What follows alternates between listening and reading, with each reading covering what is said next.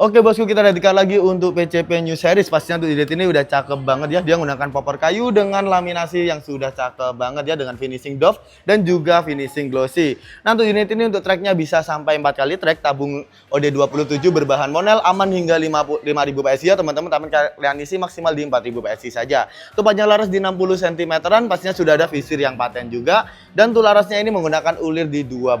Pastinya udah cakep banget, support big game juga untuk unit ini.